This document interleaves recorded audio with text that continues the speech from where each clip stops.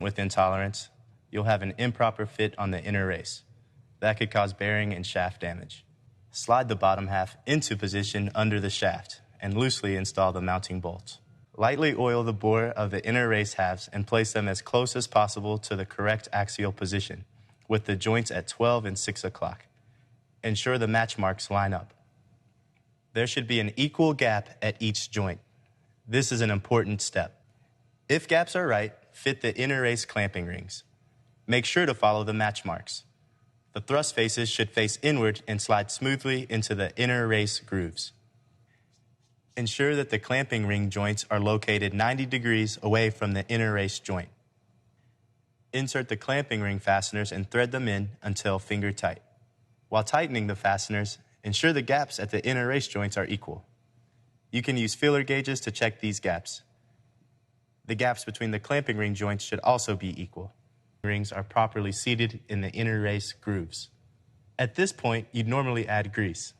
We're installing this assembly without grease so we can focus on key details, but I'll still point out what to grease and when to grease it.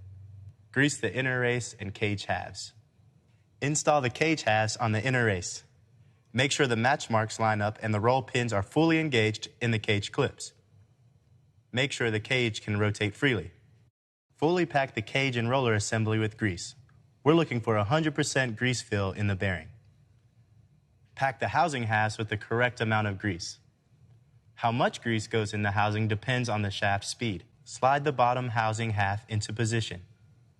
Rotate the shaft by hand. The cage and rollers should rotate freely.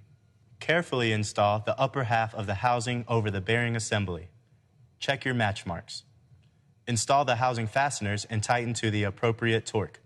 There should be no gap at the housing joints. Check the pedestal cap match marks. Install the cap in the proper orientation, engaging the dowel pins. There should be no gap at the pedestal joints. If there is a gap, gently tap the pedestal cap down with a soft-faced mallet. Install the pedestal cap bolts just tight enough to hold the support joints closed. At this point, only if it is safe to do so, rotate the shaft at low speed. If possible, apply a low load as well.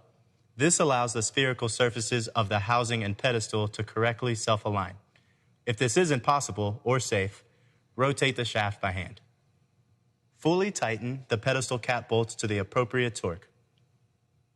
Finally, tighten the mounting bolts to the appropriate torque.